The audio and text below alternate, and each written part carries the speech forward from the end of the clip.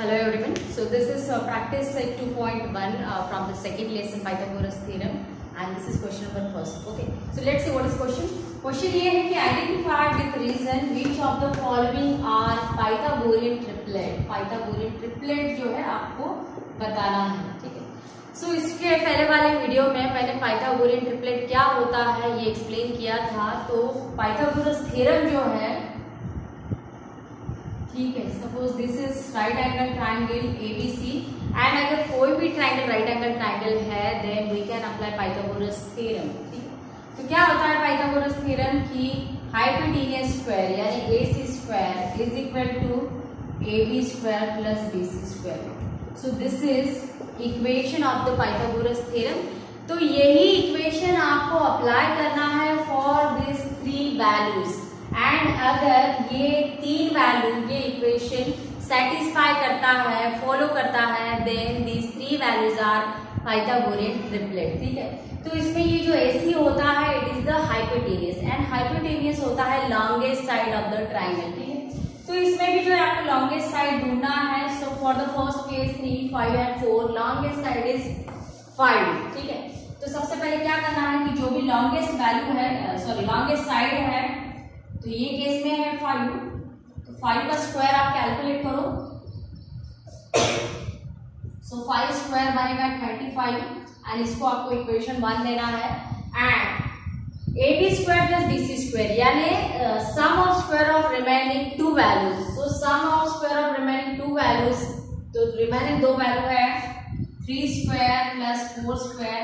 इसका जो है स्क्वायर करके आप सम करो तो 3 स्क्वायर प्लस 4 स्क्वायर, 3 स्क्वायर है 9 and 4 square is 16. So 9 plus 16 it is again 25. Okay. So from equation 1 and 2 क्या होगा कि 5 square is equal to 3 square plus 4 square.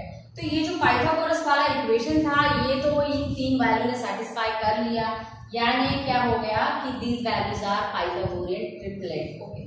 So therefore 3, 5, 4 are Pythagorean triplet.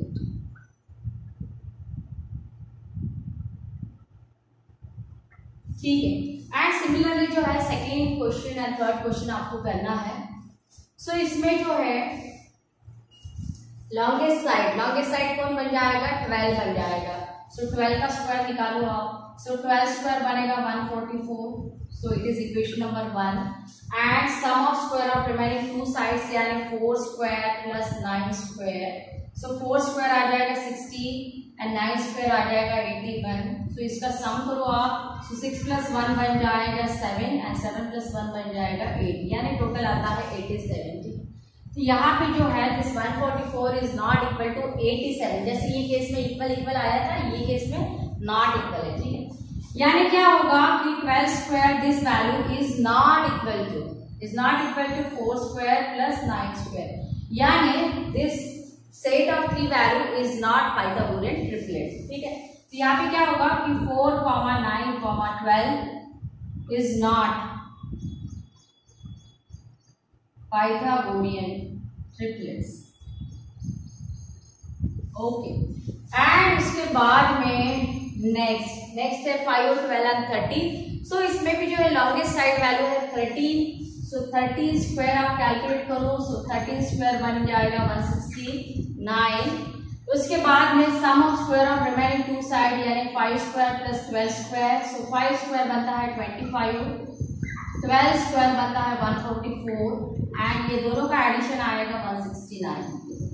तो यहाँ पे जो है 169 इज इक्वल टू 169 यानी 13 square is equal to 5 square plus 12 square. ठीक है, सो ये अगर ये पाइथागोरस का कंडीशन हो गया है जो यहाँ पे सेटिस्फाई हो रहा है, that's why this group of value is a Pythagorean triplet. ठीक है, so therefore 5, 12, 13 is Pythagorean triplet. Okay, so this is solution for first question. And इसमें जो है और 3 क्वेश्चन दिए हैं तो वो आपको खुद से ट्राई करना है in the same way.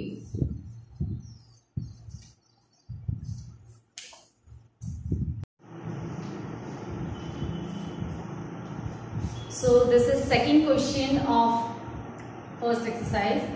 So question ये है कि angle MNP is equal to 90 degrees. Segment NQ is perpendicular to segment MP. MQ value is 9. This is MQ. QP is 4. This is QP is 4. Then find the NQ. तो NQ आपको find out करना है, ठीक है। तो ये question आपको solution लिखना है इसका। तो जैसे ही आप एक्सरसाइज स्टार्ट करोगे तो ट्राई करो कि उसके पहले जो भी प्रीवियस बेसिक कंसेप्ट है, जो भी बेसिक थ्योरम्स है, वो आप क्लियर करो, ठीक है। जब तक कि वो आपको नहीं आएगा you can not able to solve this exercise.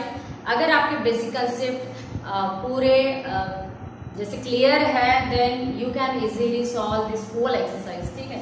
तो यहाँ पे देखो आपकी मैंने एक ज्योमेट्रिक मीन प्रॉपर्टी करके यहाँ पे लिया था। So geometric mean property when you can apply, तो जब आप स्टडी करोगे आपको समझेगा कि अगर ट्रायंगल राइट एंगल है, अगर कोई भी ट्रायंगल राइट एंगल है एंड राइट वर्टेक्स से अगर परपेंडिकुलर दिया है, अगर ये टाइप का फिगर दिया है then you can apply geometric mean property, ठीक है। तो इसके पहले भी मैंने ज्योमेट्रिक मीन प्रॉपर्टी एक्सप्लेन किया है। सॉल्व एग्जाम्पल में भी जो है अपन ने 2 एग्जाम्पल उसके सॉल्व किए हैं। सो आप पहले उसको स्टडी करो and then try to solve this question, ठीक है।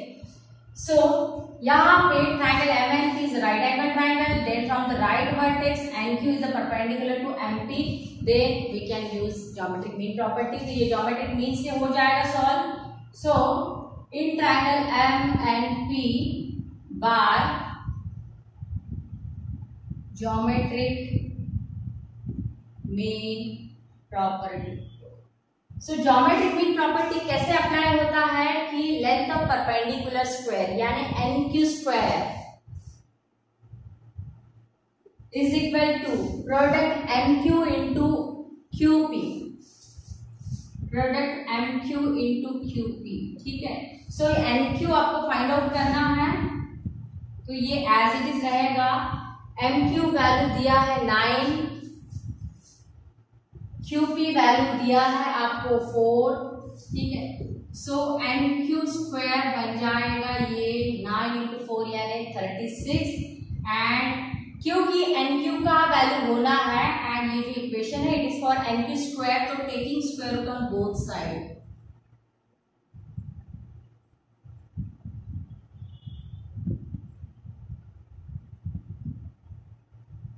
ठीक है।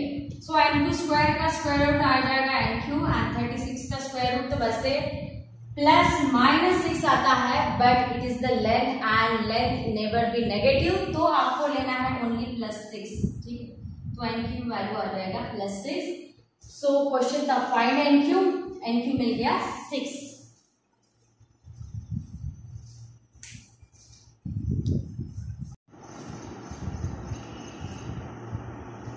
Question number 3। So question number 3 है कि angle QPR is equal to 90। This is angle QPR is given 90। Segment PM perpendicular to QR, PM perpendicular to PR यानी ये angle भी 90 है। देन पॉइंट Q'(M')R यानी पॉइंट QMR कोलिनियर यानी present on single line, same line, एक ही line के ऊपर present है, ठीक है। PM is equal to 10, this length PM is given 10, QM is 8, ठीक है। तो फाइंड आउट करना है QR, तो ये पूरा QR फाइंड आउट करना है। तो इसके पहले वाला जो क्वेश्चन अपन ने पढ़ा था ज्योमेट्रिक मीन वाला, तो वही क्वेश्चन वही सॉल्यूशन यहाँ पे लिखना है कि triangle QPR is right angle triangle and from the right vertex perpendicular is given, ठीक है। तो अगर आप ज्योमेट्रिक मीन प्रॉपर्टी अप्लाई करते हो तो you will get the value of MR, ठीक है। तो MR तो नहीं फाइंड आउट करना है बट QM प्लस MR बन जाएगा QR, ठीक है। सो ज्योमेट्रिक मीन प्रॉपर्टी अप्लाई करके सबसे पहले तो MR फाइंड आउट करेंगे एंड देन दोनों का एडिशन करके जो है QR अपने को मिल जाएगा, ठीक है। So in triangle QPR, PQR whatever you can write, okay। PM perpendicular to QR, क्योंकि ये कंडीशन तो होना ही होना है कि ट्रायंगल भी राइट एंगल होना है एंड परपेंडिकुलर भी होना है फ्रॉम द राइट वर्टेक्स, तो दोनों ही कंडीशन यहाँ पे है, ओके। यहाँ पे लिख लो आप इन right angle triangle QPR. PM is perpendicular to QR. So therefore by geometric mean property. Okay. So by geometric mean property क्या होगा कि लेंथ ऑफ परपेंडिकुलर स्क्वायर, तो इसमें लेंथ ऑफ परपेंडिकुलर कौन है? PM. ठीक है, तो अभी यहाँ पे आ जाएगा PM square is equal to product QM into MR. ठीक है, प्रोडक्ट QM इंटू MR. तो वैल्यू पुट करो आप. सो PM का वैल्यू दिया है 10, यानी यहाँ पे आ जाएगा 10 square. QM value is 8 and MR जो है अपने को फाइंड आउट करना है. सो MR वैल्यू कितना होगा? 10 स्क्वायर हो जाता है 100 एंड ये जो 8 है ये हो जाएगा मल्टीप्लाई में है तो डिवाइड हो जाएगा, यानी MR बनेगा. अगर मैं इसको 2 से रिड्यूस करूं तो पहले तो ये बन जाएगा 50/4 एंड अगर मैं फिर से 2 से रिड्यूस करूं तो ये बन जाएगा 25/2. सो मैं डायरेक्टली ये वैल्यू लिख लेती हूँ 25/2. ठीक है, सो ये तो हो गया MR का value, but we don't want MR value and इसका डेसिमल फॉर्म भी आप लिख सकते हो. What is decimal form value? 25/2 यानी ये बन जाएगा 12.5. ठीक है, तो आप डेसिमल में ले लो इसका वैल्यू.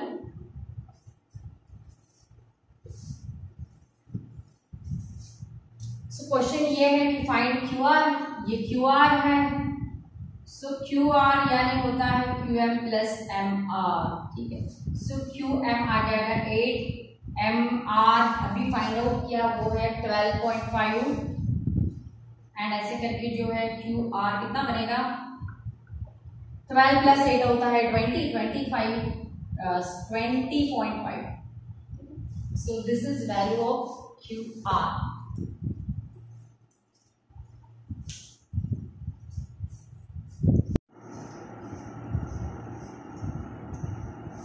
सो नेक्स्ट क्वेश्चन है कि find RP and PS. This is RP and this is PS using the information in the triangle PSR. ठीक है, तो आई थिंक यहाँ पे SR होगा क्योंकि PS तो इन्होंने दिया है. PS is given 6. एक बार मैं क्वेश्चन चेक कर लेती हूँ.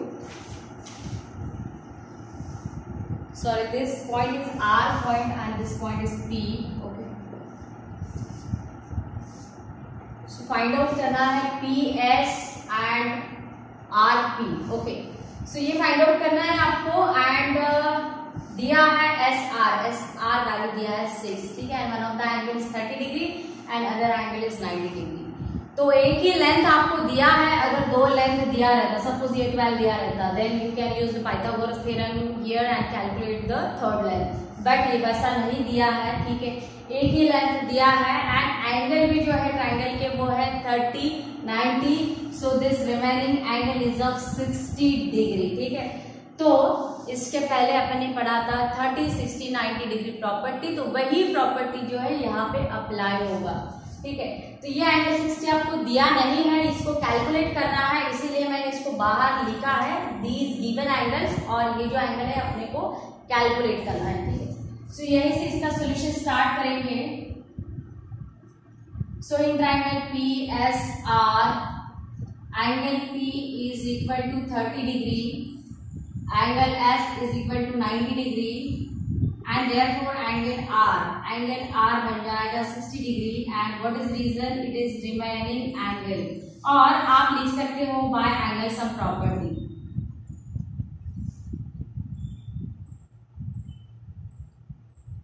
ठीक है, एंगल सम प्रॉपर्टी यानी क्या कि ट्रायंगल के तीनों एंगल का सम होता है 180 एंड उसी से ये कैलकुलेट हो जाता है 60.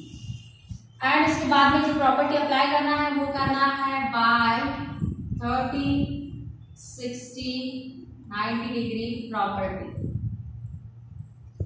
तो थ्योरम था इसका आपको 9th स्टैंडर्ड में, 10th स्टैंडर्ड में बस प्रॉपर्टी दिया है तो प्रॉपर्टी ही करके लिखना है. And what is property?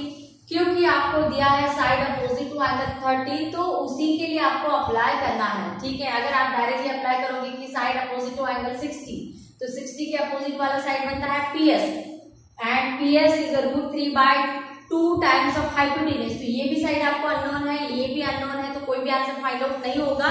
तो आपको जो पहला प्रॉपर्टी करना है अप्लाई वो करना है 30 डिग्री के लिए। एंड 30 डिग्री के लिए प्रॉपर्टी क्या है कि side opposite to angle 30 degree is half of hypotenuse. Okay, so side opposite to angle 30 यानी आता है एस आर, ये half of hypotenuse, so hypotenuse is P R. Reason side opposite to 30 degree angle. Okay, so S R value is given 6, तो यहाँ पे 6 हो जाएगा half P R. सो अगर आपको पी आर कैलकुलेट करना है तो ये 2 मल्टीप्लाई हो जाएगा विद 6, यानी 6 इंटू 2, यानी ये जो पी आर है ये बन जाएगा 12। ठीक है, तो ये पहला क्वेश्चन हो गया सॉल्व की find the value of RP. RP and P R both values same, एक ही नाम है। ठीक है, एंड उसके बाद में आपको ये अप्लाई करना है for the side opposite to angle 60। So this is 60 degree angle and इसके अपोजिट वाला साइड है PS।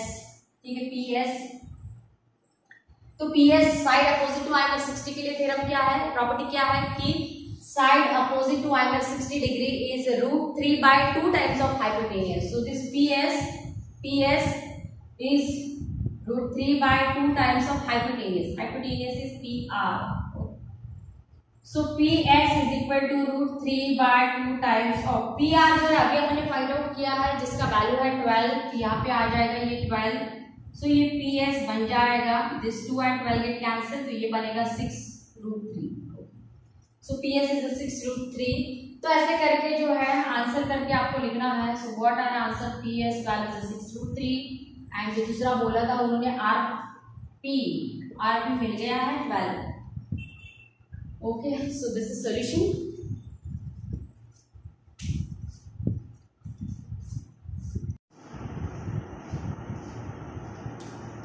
So this is question number 5 and question number activity based question है and question दिया है कि for finding AB and BC with help of information given in figure complete following activity। ठीक है, तो ये एक्टिविटी जो है कंप्लीट करना है to find out the value of AB and BC। AB and BC। ठीक है, तो ये फिगर उन्होंने क्वेश्चन में ही दिया है एंड यहाँ पे देखो आप डबल लाइन यानी ये क्या इंडिकेट करता है, this indicate that AB equal to BC। AB जो है वो इक्वल टू है BC के लिए, BC के साथ एंड AC वैल्यू आपको दिया है √8। ठीक है, सो पहला भी स्टेप है कि AB equal to BC and यहाँ पे जो है बॉक्स दिया है, तो सोचो कि यहाँ पे क्या रीजन आएगा AB एंड BC। तो ये आपको जो है गिवन है तो गिवन लिखना होगा। ठीक है, तो इसमें रीजन आएगा गिवन, तो ये तो पहला हो गया। तो उसके बाद में एंगल BAC, तो यहाँ पे एंगल BAC कितना होगा, ये देखो आप, ये 90 है एंड ये मैं अगर सपोज x कर लूँ, ये भी सपोज मैं x कर लूँ, क्योंकि अगर कोई भी ट्रायंगल की दो साइड इक्वल है तो उसकी बेस एंगल भी इक्वल होते हैं। ये है अपना आइसोसेलेस ट्रायंगल थ्योरम। ठीक है, तो क्योंकि AB इक्वल टू BC है तो ये बेस एंगल भी इक्वल होंगे, A इक्वल टू C, तो सपोज x एंड ट्रायंगल के तीनों एंगल का सम होता है 180 डिग्री, यानी x plus x plus this angle is 90, ये तीनों मिला के बन जाएंगे 180। ठीक है, so this x plus x is 2x is equal to, ये 90 अगर मैं शिफ्ट करूँ यहाँ पे तो ये बन जाएगा -90, तो 2x is equal to 180 minus 90 and 90, तो x is equal to 90 divided by 2, तो x आ जाता है 45। ठीक है, तो वैसे जो है अगर आप प्रैक्टिस करो तो ये ओरली भी आपको पता रहता है कि अगर ट्रायंगल का कोई भी एक एंगल 90 डिग्री है एंड उसमें अगर दो साइड इक्वल है तो बेस एंगल 45 डिग्री के ही बनते हैं। ठीक है, तो यहाँ भी इन्होंने पूछा है कि एंगल BAC, तो BAC है 45, तो AB इक्वल टू BC, तो अभी AB इक्वल टू BC, तो अपन एक प्रॉपर्टी पढ़ा था कि 45 90 डिग्री प्रॉपर्टी, तो बाय दिस प्रॉपर्टी क्या होगा कि AB equal to BC is equal to 1/√2 times of hypotenuse. ठीक है, तो AB इक्वल टू BC ये बनता है 1/√2 टाइम्स यानी इनटू ऑफ हाइपोटेन्यूज, ठीक है। तो ये तो आपको दिया ही है, बस ये आपको यहाँ पे फिल करना है 1/√2 एंड 1/√2 कहाँ से आया, by property of 45, 45, 90, okay. And यहाँ पे थोड़ा सा रफ कैलकुलेशन, 1/√2 इंटू AC, तो AC का वैल्यू दिया है √8, ठीक है। सो तो इन्होंने तो ये दिया ही है √8, यानी यहाँ पे आपको फिर से यही वैल्यू कॉपी करना है, 1/√2 रिपीट करना है वही वैल्यू। एंड कैलकुलेशन करो आप, तो अगर कैलकुलेशन करते हो so 1/√2 and I can write this √8 as √4 into 2, ठीक है।